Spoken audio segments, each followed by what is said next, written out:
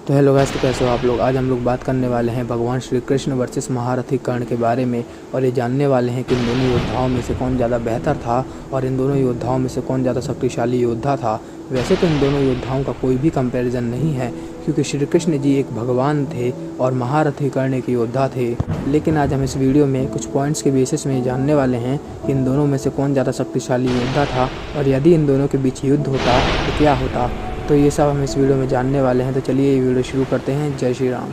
सबसे पहले बात कर लेते हैं इन दोनों योद्धाओं के बारे में, और ये जान लेते हैं कि ये दोनों योद्धा किसके अवतार थे।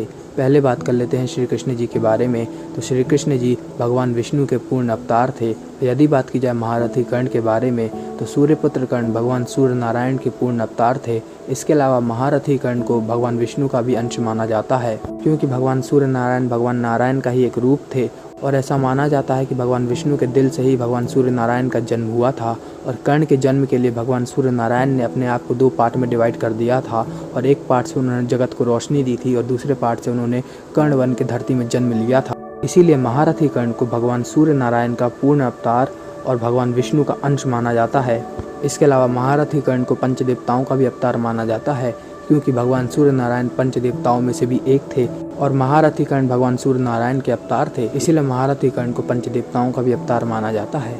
यदि हम महाभारत की माने तो महारथी कर्ण भगवान सूर्य नारायण के पूर्ण अवतार, भगवान विष्णु के अंश और पंचदेवताओं के अवतार थे। इसके अलावा पद्म पुराण के हिसाब से महारथी कर्ण भगवान ब्रह्मा, भगवान नारायण और भगवान देवादिदेव महादेव के भी अंश थे। लेकिन यदि बात की जाए अवतारों के मामले में कौन ज़्यादा बेहतर था, तो इसका सिंपल सा आंसर है भगवान श्री कृष्ण कर्ण के मुकाबले कई गुना ज़्यादा बेहतर थे, क्योंकि श्री कृष्ण जी को भगवान माना जाता है और कर्ण को एक वॉरियर माना जाता है।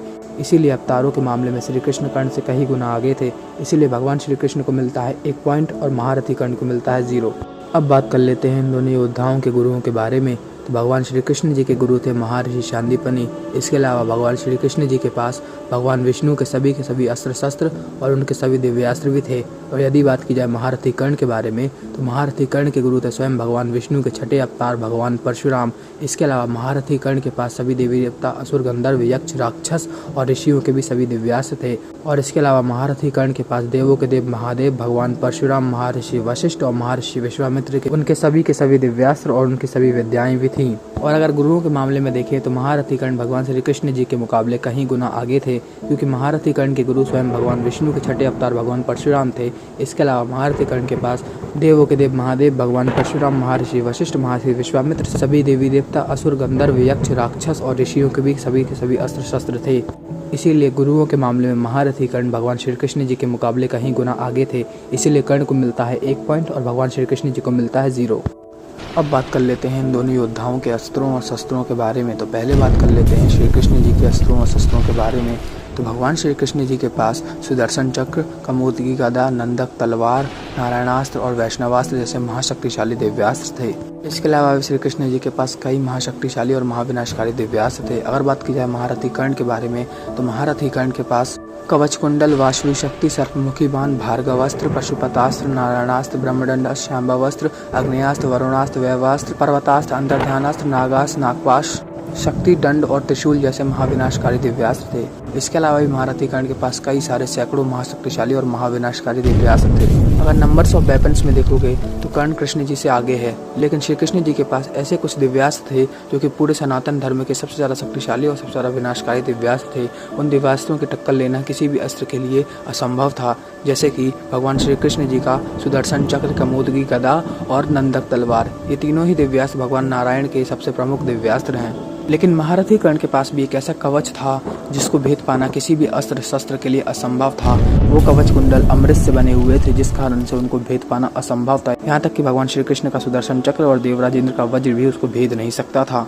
इसीलिए अगर अस्त्रों, शस्त्रों और वेपन्स की बात की जाए तो ये दोनों योद्धा एक बराबर थे, क्योंकि अगर क्वांटिटी के मामले में कर्ण आगे था तो कुछ अस्त्रों की क्वालिटी के मामले में श्री कृष्ण आगे थे। लेकिन कर्ण के पास एक ऐसा कवच था जिसको श्री कृष्ण का कोई भी अस्त्र भेद ही नहीं सकता था। यहाँ तक कि श्री कृष्ण का सबसे ज़्यादा शक्तिशाली दिव्यास्त्र भगवान विष्णु का सुदर्शन चक्र भी उसको भेद नहीं सकता था। इसीलिए अस्त्रों, शस्त्रों और वेपन्स के मामले में दोनों वॉरियर एक बराबर थे और इक्वल थे। इसलिए अब इन दोनों में से किसी को कोई भी पॉइंट नहीं मिलेगा। अभी भी ये दोनों बराबरी पे हैं, 1 और 1 के। अब बात कर लेते हैं इन दोनों योद्धाओं के दिव्य रथ के बारे में। सबसे पहले बात कर लेते हैं महारथी कर्ण के दिव्य रथ के बारे में। तो युद्ध के 17वें दिन हमें इस बात का मेंशन मिलता है कि सूर्यपुत्र कर्ण के पास भी एक दिव्य रथ था। वैसे तो मुझे महाभारत में इसका कोई भी मेंशन नहीं मिला कि महारथी कर्ण को यह दिव्य रथ कहाँ से मिला था और किससे मिला था, लेकिन ब्रह्मांड पुराण में हमें इस बात का मेंशन मिलता है कि देवों के देव महादेव ने अपने दिव्य रथ को भगवान परशुराम जी को दे दिया था। और महाभारत में इस बात का मेंशन मिलता है कि भगवान परशुराम जी ने अपने सभी अस्त्र शस्त्र और अपनी सभी चीज़ें और भगवान शिव जी की सभी चीज़ें और सभी दिव्यास्त्र महारथी कर्ण को दे दिए थे। तो ऐसा हो सकता है कि भगवान परशुराम जी ने महादेव के उस दिव्य रथ को महारथी कर्ण को दे दिया हो, लेकिन इस बात का कोई भी मेंशन मुझे नहीं मिला महाभारत में, इसलिए मैं इस बात का कोई भी दावा नहीं कर सकता। अब बात कर लेते हैं श्री कृष्ण जी के दिव्य रथ के बारे में। तो श्री कृष्ण जी के पास स्वयं नारायण का दिव्य रथ था और जिसका सारथी था दारुका। माना जाता है कि जो भी इस रथ में बैठता है वो कभी हारता नहीं है। इस रथ पर सवार योद्धा हमेशा ही अजय रहता है, उसको हरा पाना असंभव हो जाता है। एक बार महारथी सात्यकी ने इस रथ पर सवार होकर के महारथी कर्ण को रथहीन तक कर दिया था।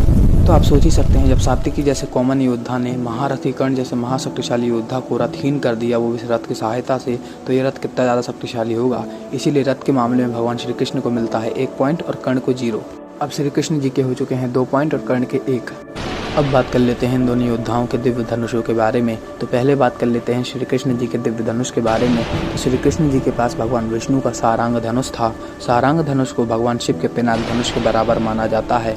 एक बार भगवान शिव और भगवान विष्णु के युद्ध के दौरान भगवान विष्णु ने अपने सारंग धनुष से भगवान शिव के पिनाक धनुष की एक प्रत्यंचा तक काट डाली थी। इसके अलावा सारंग धनुष एक अनब्रेकेबल धनुष था और इसको हिंदू धर्म के सबसे ज़्यादा शक्तिशाली धनुषों में से एक माना जाता है। अब बात कर लेते हैं महारथी कर्ण के दिव्य धनुष के बारे में। तो सूर्यपुत्र कर्ण के पास देवों के देव महादेव का विजय धनुष था और विजय धनुष को दुनिया का सबसे ज़्यादा शक्तिशाली धनुष माना जाता है। इसके अलावा महाभारत में इस बात का क्लियर मेंशन है। श्री कृष्ण जी का सारंग धनुष और अर्जुन का गांडीव धनुष एक बराबर थे और महारथी कर्ण का विजय धनुष अर्जुन के गांडीव धनुष और भगवान श्री कृष्ण जी के सारंग धनुष से भी ज्यादा शक्तिशाली था। और विजय धनुष को एक टोटली अनब्रेकेबल धनुष माना जाता है। माना जाता है कि विजय धनुष को और उसकी प्रत्यंचा को काटना असंभव था। इस कारण से महारथी कर्ण का विजय धनुष भगवान श्री कृष्ण जी के सारंग धनुष से ज्यादा शक्तिशाली था। इसीलिए कर्ण को मिलता है 1 पॉइंट और भगवान श्री कृष्ण को मिलता है 0। अब ये दोनों योद्धा बराबरी पे आ चुके हैं, दोनों को मिल चुके हैं 2-2 पॉइंट। बाकी के जितने भी पॉइंट बचे हैं उनको मैं अगली वीडियो में डिस्कस करूंगा और वो ही इस वीडियो के मेन पॉइंट्स हैं। इसीलिए उनको डिस्कस करने के बाद ही हम अपने फाइनल आंसर पे पहुंच सकते हैं और अगली वीडियो में मैं आपको अपना फाइनल डिसीजन भी दूंगा कि महारथी कर्ण और भगवान श्री कृष्ण जी में से कौन ज़्यादा शक्तिशाली योद्धा था और अगर इनके बीच युद्ध होता तो क्या होता। तो हमारे चैनल एम्पायर माइथोलॉजी को सब्सक्राइब कर लीजिए, इस वीडियो को लाइक कर दीजिए, इस वीडियो को शेयर कर दीजिए। जय श्री कृष्णा, हर हर महादेव।